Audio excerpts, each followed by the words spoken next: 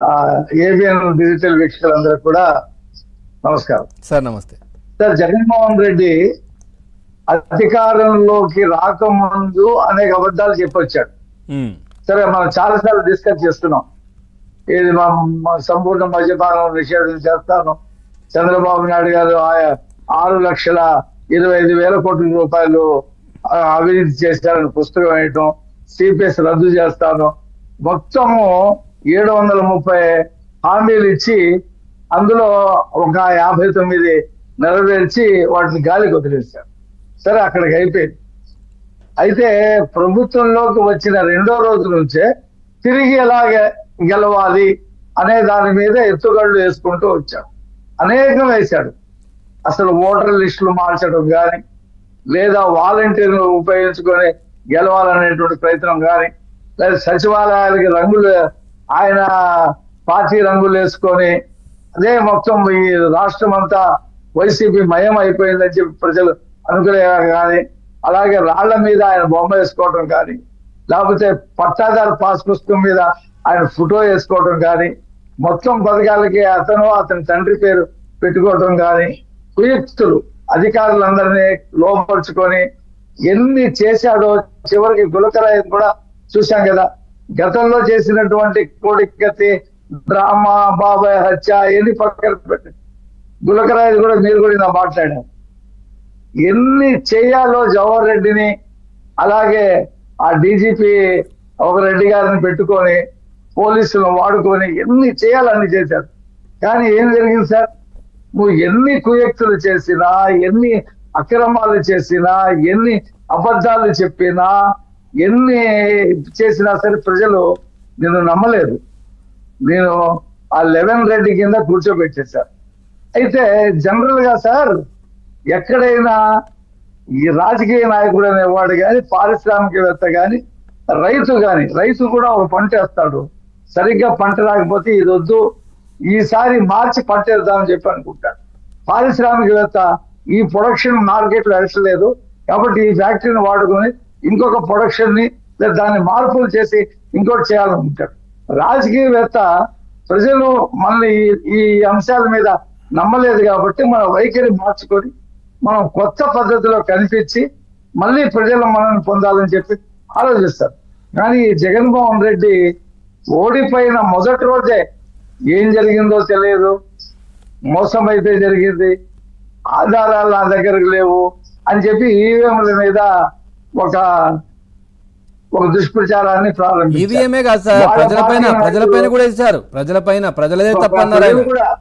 ప్రజల అక్కా చెల్లెళ్ళు, అవ్వాతాతలు ఏమైపోయారు, ఎందుకు ఓట్లు వేయలేదు అనేది సార్ ప్రచారంలో బీజేపీతో తెలుగుదేశం పొత్తు పెట్టుకుందని అటు ముస్లింస్ ని, క్రిస్టియన్స్ ని అనేక వీడియోలు పెట్టి రెచ్చగొట్టాడు. అది ఒక ఎత్తు. తర్వాత ఓడిపోయిన తర్వాత ఎన్నికల రోజు ఈ ఎలక్షన్ కమిషన్ ఇచ్చినటువంటి ఓట్లకి ఒక 10 రోజులు 15 రోజుల తర్వాత ఇచ్చినటువంటి ఓట్లకి కొంత తేడా కనిపించింది. దానికి ఎన్నికల సంఘం ఏం చెప్పిందంటే, ఈ కౌంటింగ్ లో ఆ రోజు ఇచ్చినటువంటి మాన్యువల్ గా వచ్చిన దాన్ని వేసుకుని మేము చెప్పాము, ఆ తర్వాత రిటర్న్ గా మేమంతా తీసుకొని చెప్పినటువంటి ఫిగర్ ఇదంటే, లేదు చూసారా ఈ తేడా ఎలా వచ్చిందో అని చెప్పేసి వాళ్ళ పార్టీ నాయకుల చేత మాట్లాడించడం స్టార్ట్ చేశారు. ఇక అతను మారాడు సార్. నేను ఇందాక మూడు అంశాలు చెప్పాను. వాళ్ళు మారుతారు, ఇతను మారడు. కానీ ప్రజలు ఇతన్ని గుర్తించారు. ఇతను మనకి ఉపయోగపడేటువంటి ముఖ్యమంత్రి కాదు, రాజకీయ నాయకుడు కాదు, ఇతను రాజకీయాల్లో ఉండదగినటువంటి వ్యక్తి కాదు అని చెప్పి ఇక నిర్ణయించగలరు ఓడిపోయిన తర్వాత. ఎందుకంటే 36 మందిని చంపారంటాడు, ఢిల్లీ వెళ్ళాడు, పేర్లు చెప్పరా బాబు అంటే నీళ్లు నవ్వుతాడు. 500 మంది మీద హత్యా ప్రయత్నం చేశారంటాడు, ఎక్కడ చేశారో చెప్పరా బాబు అంటే నీళ్లు నవ్వుతాడు. నిన్న కూడా ఏదో ప్రెస్ స్టేట్మెంట్ ఇచ్చాడు, రాష్ట్రం అంతా కూడా మొత్తం కూడా రక్తసిక్తం అయిపోతుంది అది ఇదని. ఇతను ఏమీ లేదు సార్.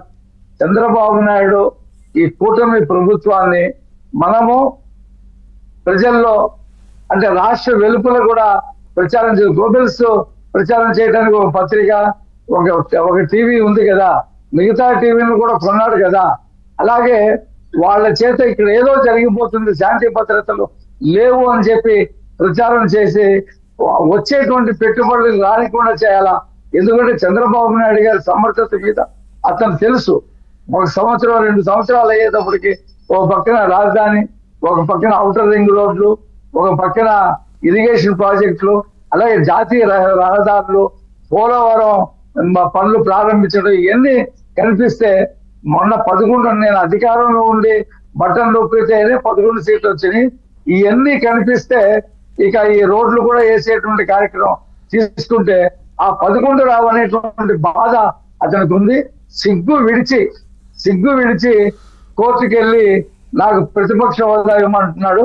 ఇవాళ సిగ్గు విడిచి నాకు ముఖ్యమంత్రి ఉండేటువంటి నేను అప్పుడు ఎంతమందిని పెట్టుకున్నాను అంతమంది ఇవ్వండి చెప్పి కోర్టుకి వెళ్తా ఉన్నాడు. అసలు ఇక్కడ ఒకటే సార్, సిబిఐ ఈడీలు ఏం చేస్తున్నాయో నాకు తెలియట్లా.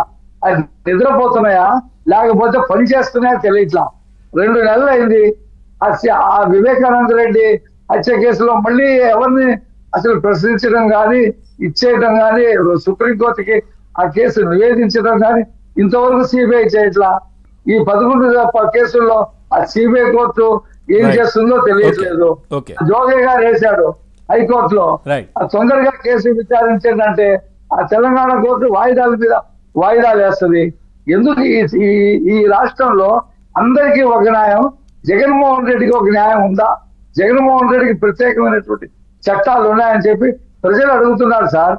ప్రజలు ఎన్ని సంవత్సరాలు, 13 సంవత్సరాలు ఒక వ్యక్తి కోర్టుకి హాజరు కాకుండా కేసులు ముందుకెళ్లకుండా జరుగుతుందంటే ఏం చెప్పాలా? అతనికి అదే ఈ న్యాయ వ్యవస్థలో ఉన్నటువంటి లోపాలని వాడుకొని ఈ ప్రభుత్వం మీద బురద చల్లేటువంటి కార్యక్రమం చేస్తున్నారు. కాబట్టి ఇది ప్రజల్లో బాగా మనం తీసుకుని అతన్ని ఎండగట్టే తప్పితే ప్రజలు అర్థం చేసుకోరండి. Right sir. అంకం రావు గారు సార్ ఇప్పుడు